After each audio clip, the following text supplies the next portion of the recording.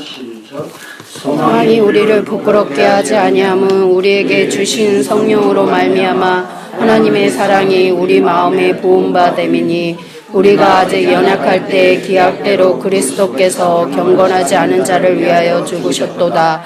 의인을 위하여 죽은 자가 쉽지 않고 선민을 위하여 용감히 죽는 자가 혹 있거니와 우리가 아직 죄인 되었을 때 그리스도께서 우리를 위하여 죽으심으로 하나님께서 우리에 대한 자기 사랑을 확증하셨느니라. 그러면 이제 우리가 그의 피로 말미암아 의롭다 하심을 받았으니 더욱 그로 말미암아 진노하심에서 구원을 받을 것이니 곧 우리가 원수되었을 때 그 아들의 죽으심으로 말미암아 하나님과 화목되게 되었은즉 화목하게 된 자로서는 더욱 그의 살아나심으로 말미암아 구원을 받을 것이니라. 그뿐 아니라 이제 우리도 합력하신 우리 주 예수 그리스도로 말미암아 하나님 안에서 또한 즐거워하느니라. 아멘.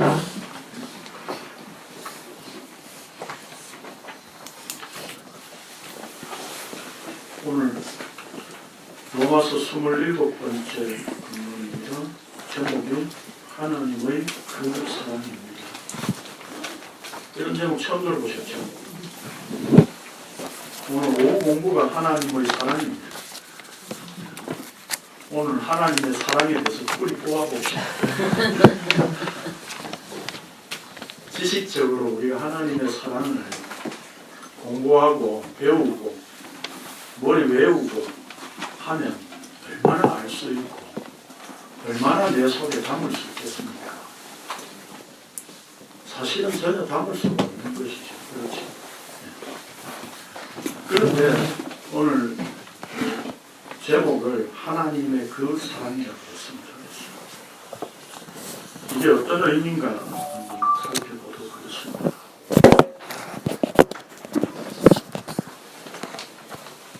세상의 많은 노래들은 사랑을 주제로 하고 있는데 그 사랑은 대체적으로 이성간의 사랑으로 영원한 사랑을 그리워하고 있지만 영원한 사랑을 이루어낼 수 없는 한계와 안타까움을 노래합니다.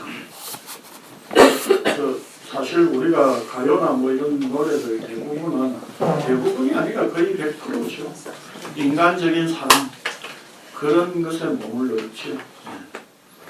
예컨대 나훈아라고 하는 전도자가 부른 노래가 있습니다. 사랑이 무엇이라고 물으신다면 눈물의 씨앗이라고 말하겠어요 하고 있어요. 사랑을 정의하는데 뭐라고 정의했느냐면 눈물의 씨앗이라고 했어요. 누가 노래 한번 불러보실 분 계십니까? 사랑이 무엇냐고 물으신다면 눈물의 씨앗이라고 아이고. 제가 이 집회 가면 우리 정생용 권사님 데리고 다니는데 자, 그런데 이 노래의 그 뒷부분은 잘 모르시죠? 이 노래의 2절 부분에 가면 이별이 무엇이냐고 물으신다면 눈물의 씨앗이라고 말하겠어요. 그러면 사랑과 이별은 같은 거다 이렇게 보는 거죠. 그렇죠? 예. 사랑은 눈물의 씨앗이 되어 이루어지지만 그 사랑은 결국 이별로 끝나기에 이별도 눈물의 씨앗이라고 나훈아라고 하는 전도자는 정의했습니다. 그래서 사랑은 곧 이별이에요. 이별이에요. 그렇죠? 10cm가 노래하고 악뮤가 편곡한 노래의 가사를 보면 사랑은 은하수 다방 문 앞에서 만나 홍차와 냉커피를 마시며 매일 똑같은 노래를 듣다가 온다네. 정생용 권사님 이 노래 잘 몰라요. 이래가지고 같이 다니겠습니까?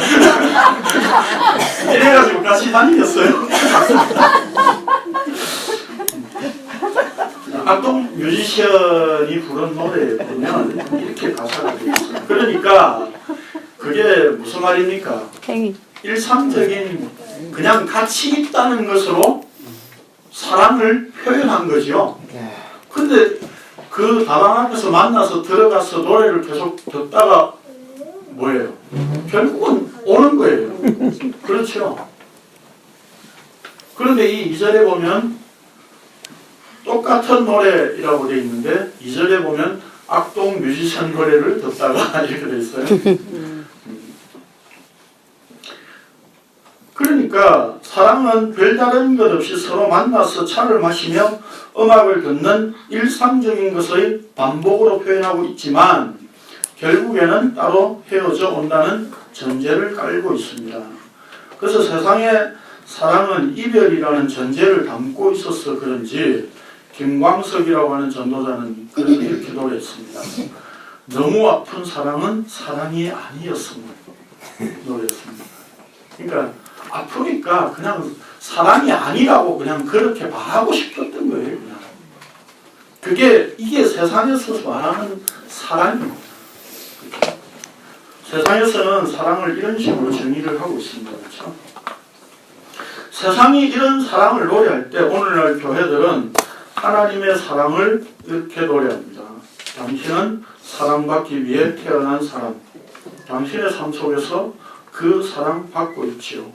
태초부터 시작된 하나님의 사랑은 우리의 만남을 통해 열매를 맺고 당신이 이 세상에 존재함으로 인해 우리에게 얼마나 큰 기쁨이 되는지 라는 노래를 좋아하는데 가사도 성경적이지 않지만 하나님의 사랑이 하나님의 사랑이 나라는 자신을 향해 있다고 생각하고 내가 존재하고 있다는 것으로 기쁨이 된다고 착각하고 있습니다. 그래서 사실은 이 땅에서의 사실 어떤 이런 노래들 우리가 복음 소위 말하는 복음 성가라고 하는 CCM 이런 것들도 결국 그 초점은 항상 어디에 있습니까? 하나님의 사랑에 있는 게 아니라 나 자신에게 있습니다. 그렇죠? 네. 그러니까 그 나라고 하는 존재는 늘 긍정적이어야 하고 희망을 품고 사는 그래서 뭐 세상에서는 희망, 야망 이렇게 말하지만 교회에서는 소망을 품고 사는 존재다. 이렇게 자꾸 미화를 시키는 거죠. 그래서 그렇죠. 네.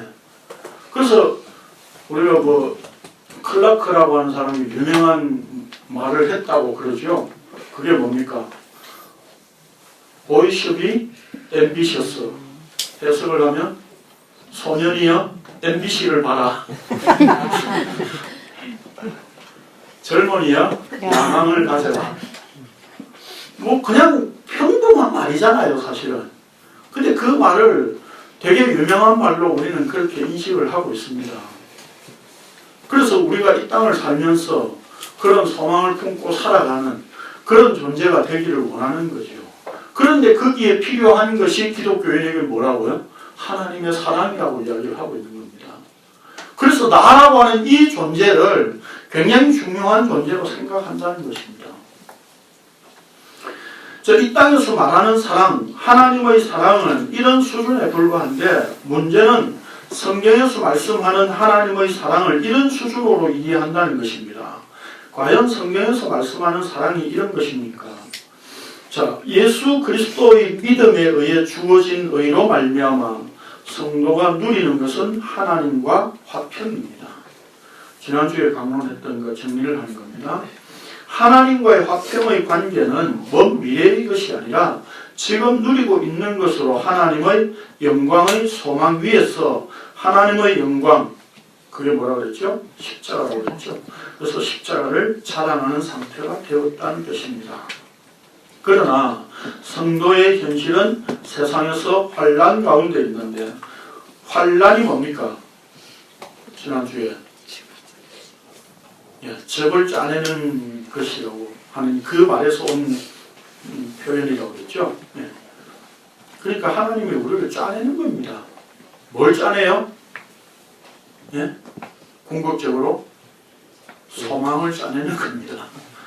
우리한테 소망을 계속 가지도록.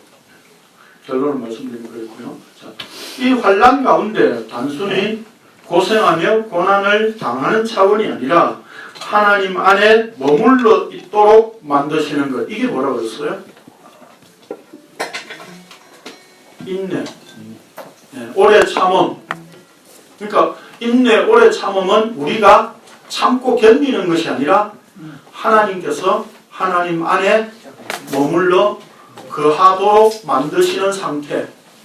그래서 어쩔 수 없이 벗어날 수가 없어서 하나님 안에 머물러 있는 상태. 그게 인내라고 했습니다. 그게 오래 참음이에요. 그러니까 하나님께서 하나님 자신 안에 머물러 있도록 이렇게 만드시는 이유가 뭡니까? 만들어서 자꾸 적을 짜내는 그런 환란을 주시는 이유가 뭡니까? 바로 이 소망 위에 든든히 서게 하기 위함이다 이 말입니다. 박종갈 집사님 지난주에 안 오셨는데 지난주에 온 것 효과를 가지시는 겁니다 지금. 감사합니다. 예. 체험을 만들어내시는 것을 통해 소망 위에 더욱 굳게 서 있도록 하시는 하나님의 방법이었습니다.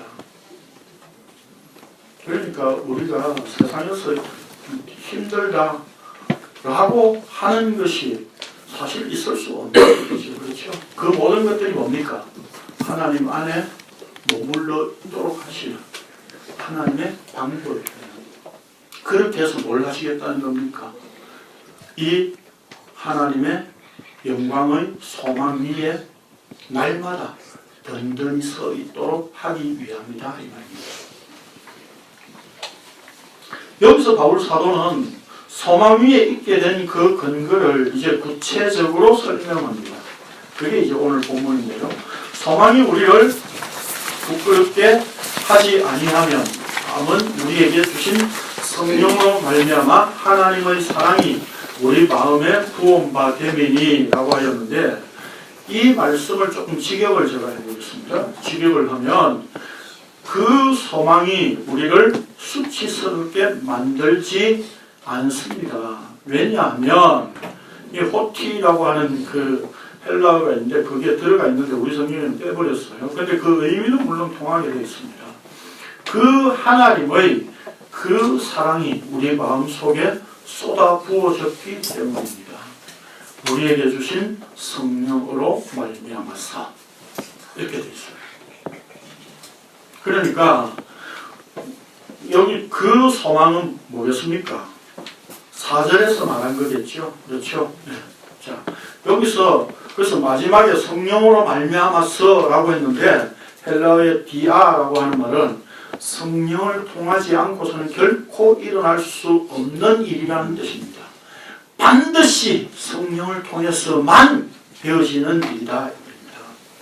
그걸 강조 이렇게 하고 있어요. 이 본문에서. 우리 성경에는 구원바 됨이니 라고 표현하고 있는데 그 말도 어려워요. 그 객슈타이라고 하는 말인데 실제 이 헬라의 단어의 의미는 단순히 부어진 것이 아니라 들이붓다, 쏟아붓다라고 하는 뜻입니다. 네. 그냥 우리 마음에 부어바 됨이니 이렇게 하면 사실 뭐 그냥 별로 감동이 없죠. 그렇죠? 그런데 헬라어 원문에 보면 뭐라고 되어 있느냐면 들이붓다, 쏟아붓다 이렇게 되어 있어요. 그 소망이란 4절에서 말한 소망을 말합니다. 그 소망의 근거가 하나님의 그 사랑이라고 밝히고 있습니다.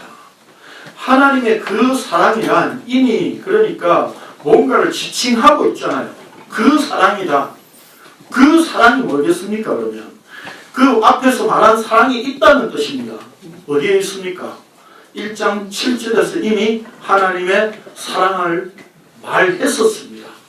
1장 7절에 보면 로마에서 하나님의 사랑하심을 받고 성도로 부르심을 받은 모든 자에게 하나님 우리 아버지와 주 예수 그리스도로부터 은혜와 평강이 있기를 원하노라 라고 하였는데 그 하나님의 그 사랑이 성도에게 들이부어져 철철 넘치고 있다는 것입니다.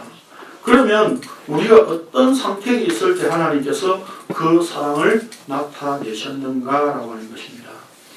예수 그리스도로 말미암아 소망 위에 서게 되었다는 것은 부끄러움이나 수치를 당하지 않는 상태입니다. 다시 말해서 환난 가운데서 하나님 안에 머물러 있게 하시는 인내로 체험된 소망이 우리를 부끄럽게 만들지 않는다는 것입니다. 이 말이 헬라어 성경에 보면 현재 시제로 기록되어 있는데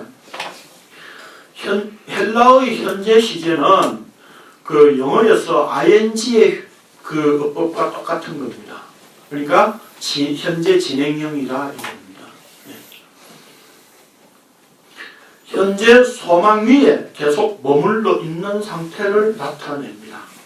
인간은 아담의 범죄로 말미암아 하나님 앞에 부끄러워하는 존재가 되어서 무화과나무를 엮어 스스로 수치를 가리려고 하였으나 가죽옷으로 하나님 편에서 덮어주는 은혜가 아니면 결코 거기서 벗어날 수 없는 존재임을 나타내셨더랬습니다. 그래서 제가 예전에 이 부분을 설명할 때 뭐라고 말씀드렸었죠? 하나님이 가죽옷을 지어 입히시기 위해서는 동물을 잡아야 되고 그러면 피를 흘려야 되고 그래서 예수님의 피가 필요하다라고 하는 계시를 주기 위한 어떤 근거의 말씀으로 볼 수 없다고 그랬죠. 그건 우리 유추 해석이에요. 그러면 성경에서 하나님께서 가죽옷을 지어 입히셨다는 의미는 뭐예요? 그 가죽옷을 지어 입히셨다는 말을 옷으로 덮었다라고 하는 의미가 오히려 훨씬 더 가까운 거예요. 그러니까 인간이 자기 수치를 스스로 가리는 그 상태가 뭡니까? 선악과를 취함으로 말미암아 이제 인간은 자기 후손을 번성시키는 그것이 부끄러운 상태가 된 거예요. 그걸 하나님께서 이제 덮어주신다는 겁니다. 그럼 그걸 덮어주신다는 의미는 뭐예요? 그걸 덮어서 이제 하나님의 약속의 후손으로 만드시겠다라고 하는 의미가 담겨 있는 거예요. 그래서 가죽옷을 지어 입히셨다는 것은 하나님께서 은혜로 덮었다라고 덮어주었다라고 하는 의미예요. 앞으로 이렇게 하나님 편에서 덮어줄 거야 라고 하는 뜻이다 이 말입니다. 즉 그 약속대로 하나님 편에서 이제 이루신 겁니다. 그것을 바울 사도는 우리가 아직 연약할 때에 기약대로 그리스도께서 경건하지 않은 자를 위하여 죽으셨도다. 의인을 위하여 죽는 자가 쉽지 않고 선인을 위하여 용감히 죽는 자가 혹 있거니와 우리가 아직 죄인 되었을 때에 그리스도께서 우리를 위하여 죽으심으로 하나님께서 우리에 대한 자기의 사랑을 확정하셨느니라 라고 하였습니다. 우리 성경에서는 이 말씀의 의미가 좀 약화된 표현인 것으로 이해되는데 헬라어 성경을 보면 제일 먼저 강조하고 있는 말은 헬라어에서는 접속사 외에는 그 다음에 강조하고 있는 말이 앞에 나와요. 강조하고 있는 현상 맨 앞에 나와요. 그래서 그리스도께서 죽으셨도다 이렇게 선언하고 있어요. 이 본문에서는. 네. 그리고 이제 설명을 하고 있는 거예요. 그 다음에. 그러니까 우리는 사실 어떤 설명 문구가 우리 어법상 앞에 들어가고 그 결론을 그리스도께서 죽으셨도다 이렇게 표현하게 돼 있죠. 그렇죠? 그런데 헬라어에서는 그리스도께서 죽으셨도다 라고 하는 어떤 강조의 선언을 앞에 이렇게 딱 하고 있는 거예요. 네. 그리고 그 다음에 이제 설명을 하는 겁니다. 그리고 문장 맨 앞에서 강조하면서 우리 성경에서 번역되지 않은 왜냐하면 이라는 접속사가 있습니다. 즉 하나님의 사랑이 우리 마음에 부어졌는데 성령으로 말미암아서입니다. 왜냐하면 예수 그리스도께서 죽으셨기 때문이다. 이렇게 선언하고 있습니다. 왜냐하면 예수 그리스도께서 죽으셨기 때문이야. 이렇게 말하고 이제 그 다음 설명을 합니다. 이런 기약대로 우리가 연약할 때에 경건하지 않은 자를 위해서라는 것입니다. 여기 기약대로라고 하는 말은 헬라어 성경에서는 시간이라고 하는 의미로 쓰고 있는데 카이로스라고 쓰고 있는데 정확한 때에라고 하는 의미입니다. 그때는 언제입니까? 이 말씀은 우리의 시간이 아닌 하나님의 시간을 표현한 것입니다. 즉 하나님의 때에 하나님께서 이루셨다는 의미를 담고 있습니다. 그래서 바울 사도는 갈라디아서에서 이렇게 쓰고 있습니다. 시작. 때가 참에 하나님이 그 아들을 보내사 여자에게서 나게 하시고 율법 아래에 나게 하신 것은 율법 아래에 있는 자들을 속량하시고 우리로 아들의 명분을 얻게 하려 하시니라. 여기 때가 참에라고 하는 말은 우리의 이제 죄가 다 차서 하나님이 이제 우리를 구원하실 수밖에 없다 그런 의미가 아니에요. 때가 참해라고 하는 하나님이 본래 계획하셨던 그때 하나님 자신의 시간에 맞추어서 이 십자가 사건을 이제 일으키셨다 이런 뜻입니다. 결국 이 말씀은 하나님의 때에 하나님이 하셨다는 하나님의 언약을 설명하는 표현입니다. 즉 우리를 위해서가 아니라 하나님 자신의 언약을 위해 일하셨다는 의미입니다. 그런데 그때 우리는 어떤 상태였습니까? 본문에서는 우리가 아직 연약할 때에, 우리가 아직 죄인 되었을 때라고 하였는데, 연약할 때라고 하는 말은 이 아스테논이라고 하는 말은 아와 스테논이 합쳐진 합성어입니다. 이 아는 헬라어에서 알파의 아는 앞에 보통 붙으면 무슨 의미냐면 뭐뭇이 없는, 뭐뭇이 아닌 부정의 의미예요. 이 스테논은 힘인데 힘이 없는 이라고 하는 뜻입니다. 직역을 하면. 그래서 제가 보내드린 비교 번역본에 보면 킹제임스 흥정역에서는 우리가 아직 힘이 없을 때에 그렇게 번역을 했죠. 그런데 이제 그 현대어 성경에서는 의역을 해가지고 그걸 좀 극적으로 이렇게 표현했어요. 그래서 제가 일부러 이번에 현대어 성경의 번역본을 보내드렸습니다. 거기에 보면 뭐라고 되어 있습니까? 우리가 피할 길 없는 궁지에 빠져있던 바로 그때, 바로 그때. 그러니까 이게 무슨 그냥 아이고 우리가 뭐 힘이 약간 빠져 있을 때, 뭐 연약해져 가지고 뭐 이렇게 좀 뭔가 좀 부족할 때 그런 상태가 아니라는 겁니다. 완전히 힘이 없는 무력한 상태. 현대어 성경의 표현대로 하면 피할 길 없는 궁지에 완전히 이렇게 빠져 있는 상태, 그걸 이야기하는 겁니다. 그래서 그 다음 부분에도 보면 아무 쓸모도 없는 우리 죄인들을 위해 그렇게 번역을 했죠. 경건하지 않은 자를 그렇게 번역했는데, 여기 경건하지 않은 이라고 하는 말은 이것도 아세본이라고 하는 말인데 아와 세보마이가 합쳐진 말이에요. 그래서 경외함이 없는, 경외심이 없는 뭐 그런 뜻입니다.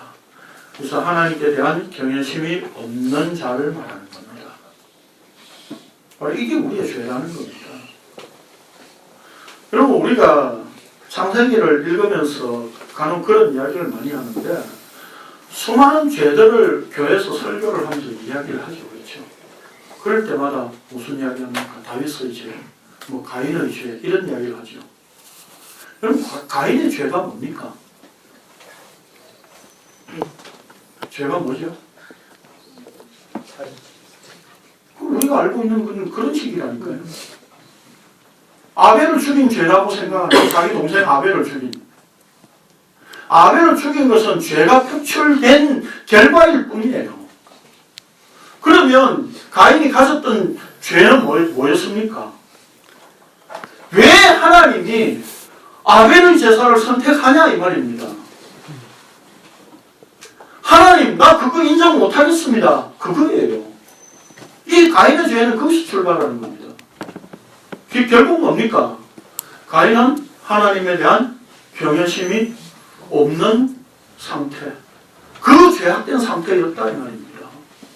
살인이라고 하는 것은 우리가 사회적으로 말하는 어떤 그 규범적인 윤리 도덕적인 측면에서 살인이라고 하는 것을 죄라고 말할 수 있었는지 모르겠지만 성경에서 말하는 죄는 하나님과의 관계에서 발생하는 거예요. 하나님과의 관계에서.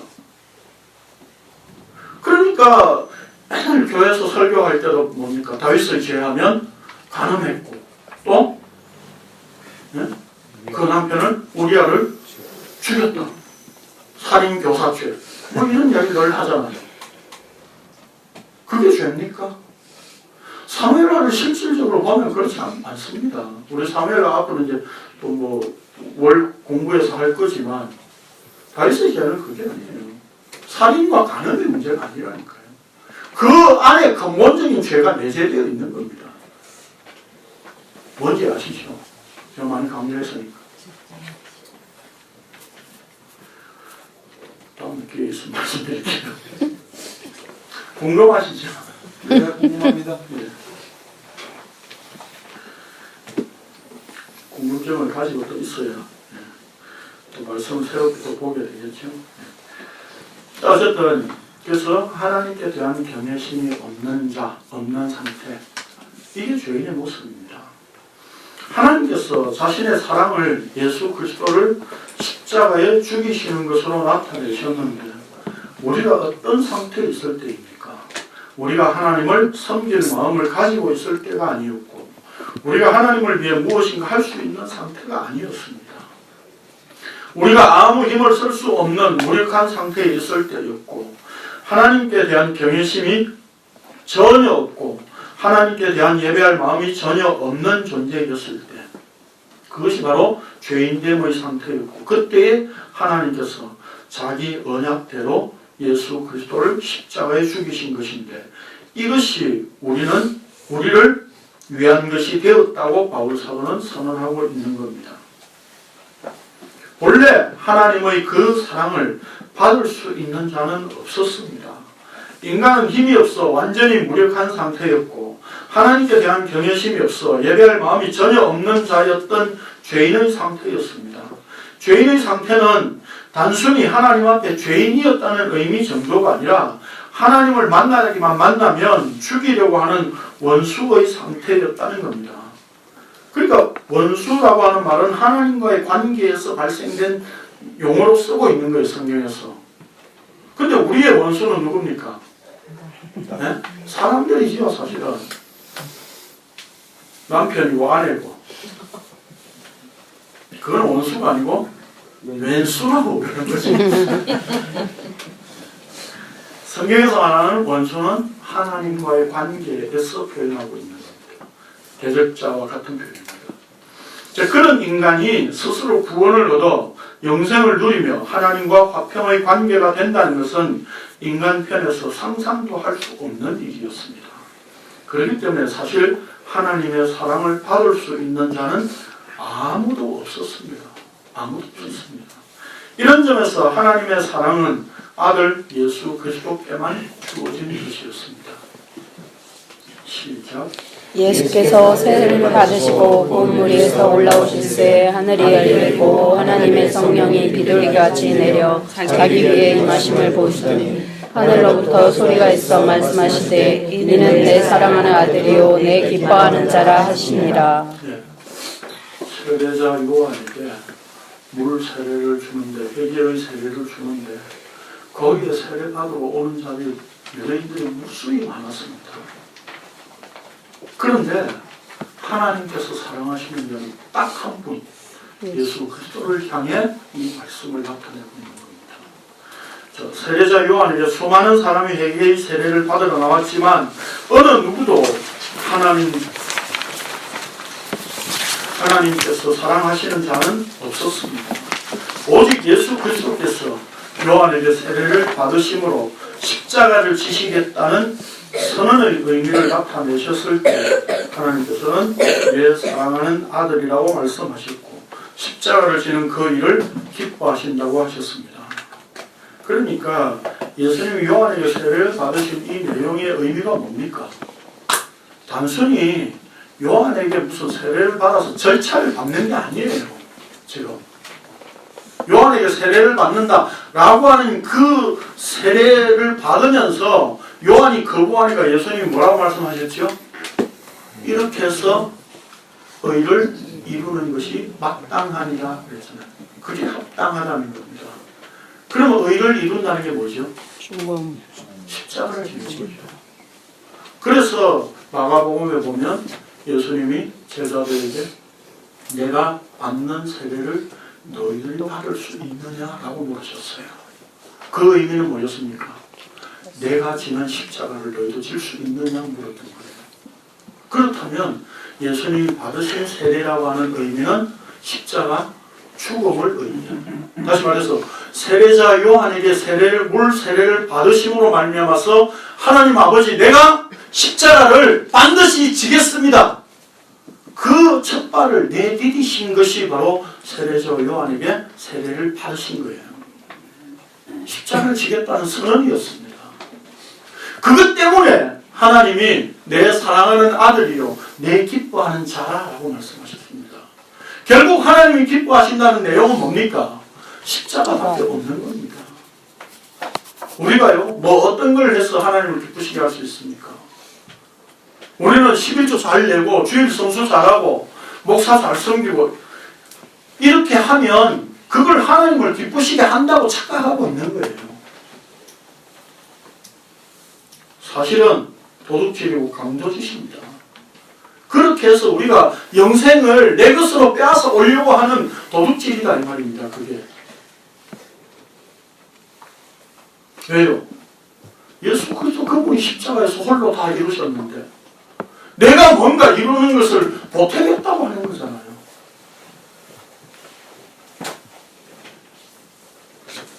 그래서 십자가에 그 헬라어로 테텔레스타이 다 이루었다.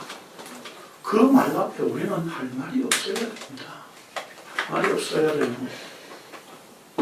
그런데 우리는 하나님 우리의 종교 생활 행위들을 쭉 꺼내놓고 하나님 이런 거 기뻐하시죠.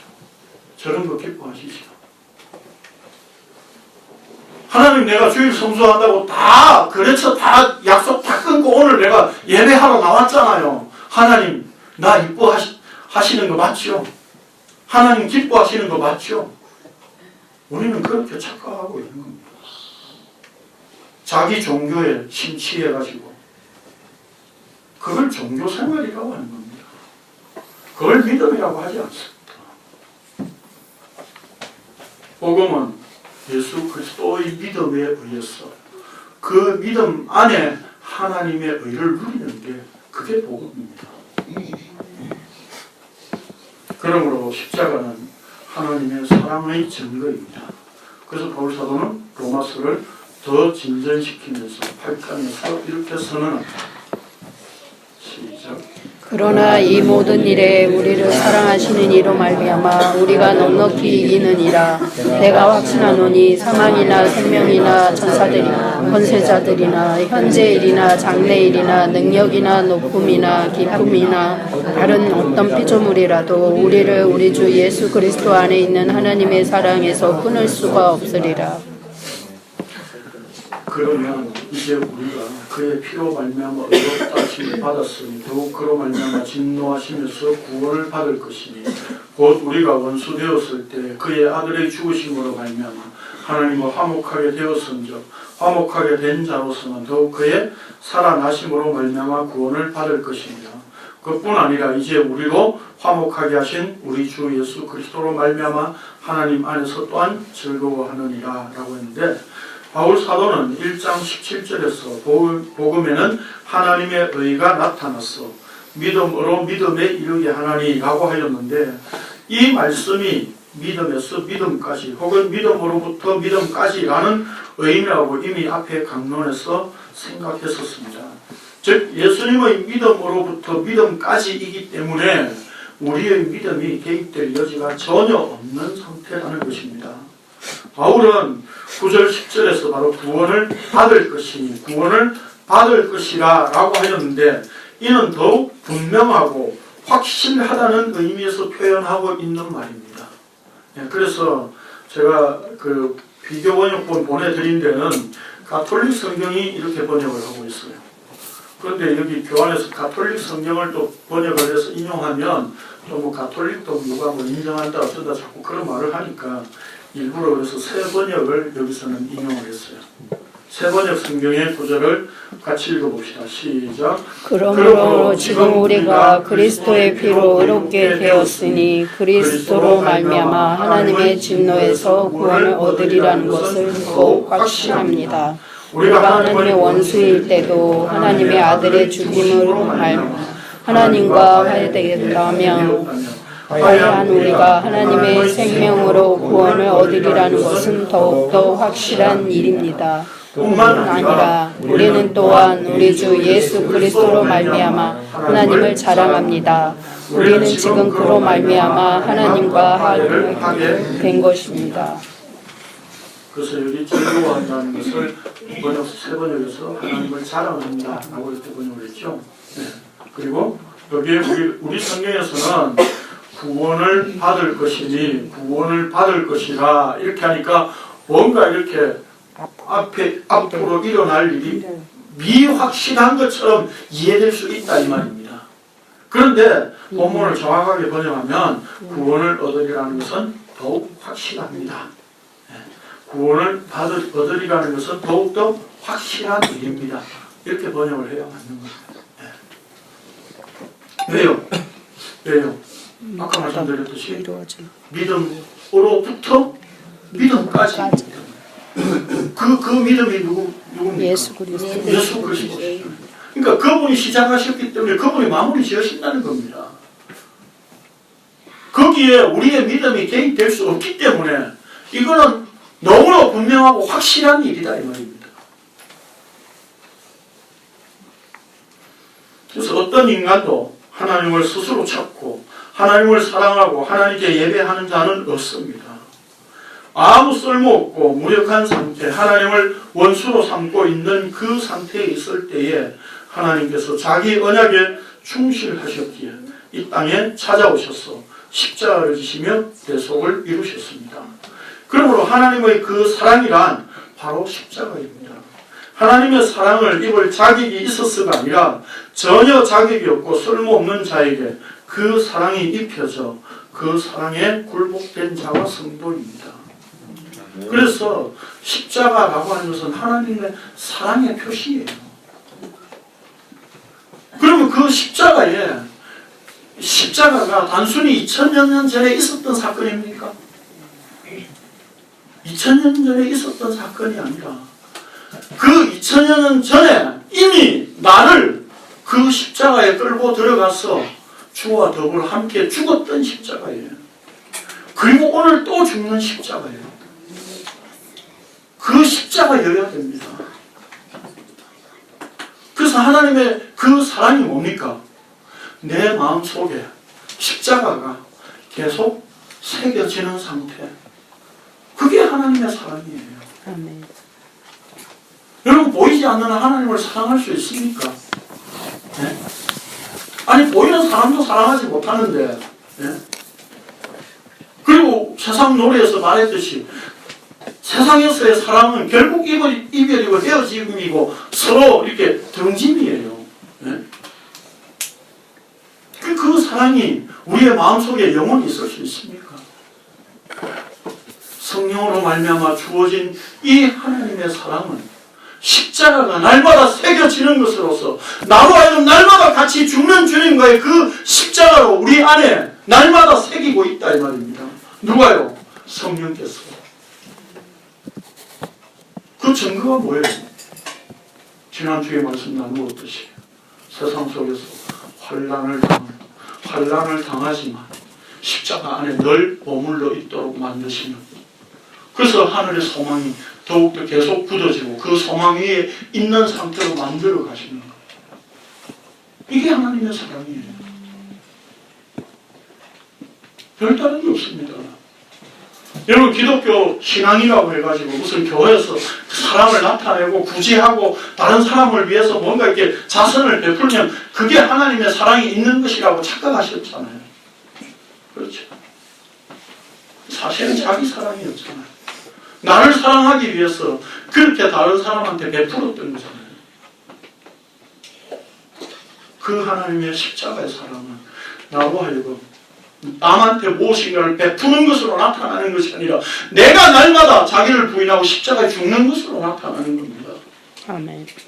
그게 하나님의 그 사랑이에요. 그래서 우리가 성도로서, 교인으로서 무슨 뭐 이렇게 바르게 살려고, 착하게 살려고, 이렇게 착하게 살려고 노력하지 마십시오. 그럼 개판으로 내가 한 대로 살까요? 그런 이야기가 아니잖아요, 지금. 우리 동네에 고깃집에 간판이 그래요. 인생은 고기서 고기다. 다 고기서 고기예요. 그래서 그냥 고기 먹으면 즐겁잖아요. 별다른 거 있습니까? 네? 고기를 먹는 나나 안 먹는 나나 십자가에 죽지 않으면 아무 의미가 없는 거예요. 고기 먹어야 되겠네.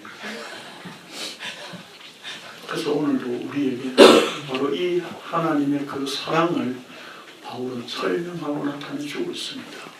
성령으로 말미암아 주어진 것. 그래서 상황이 우리를 부끄럽게 수치스럽게 만들지 못한다고 선언하고 있는 겁니다.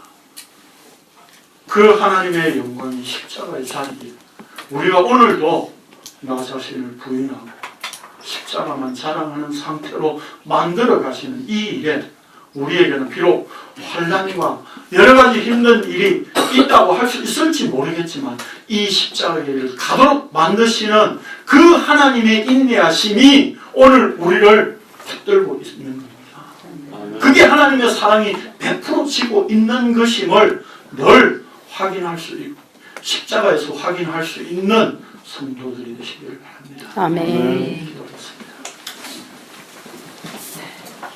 하신 주님 감사합니다.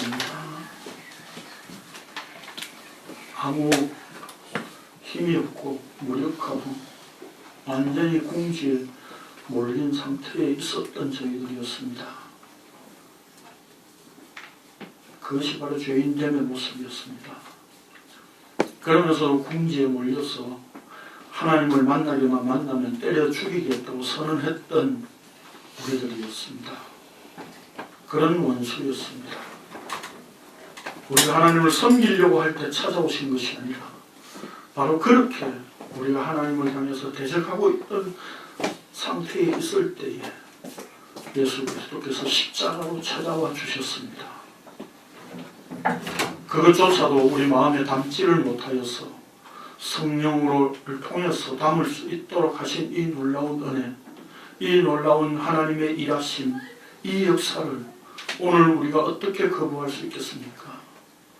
하나님의 사랑이 쏟아 부어진 이 십자가로 말미암아 오늘 우리는 이 십자가의 길, 환난과 여러 가지 어려움이 있다고 할지라도 이 길을 걸어갈 수밖에 없고 이 십자가를 자랑으로 삼을 수밖에 없는 존재임을 오늘도 말씀으로 확인하게 하여 주시니 감사를 드립니다. 오늘도 내일도 바로 이렇게 이 십자가의 길을 가는 것이 자랑거리가 될 수 있도록 저희의 마음을 붙들어 주시고 인도하여 주옵소서. 예수님의 이름으로 기도드립니다. 아멘.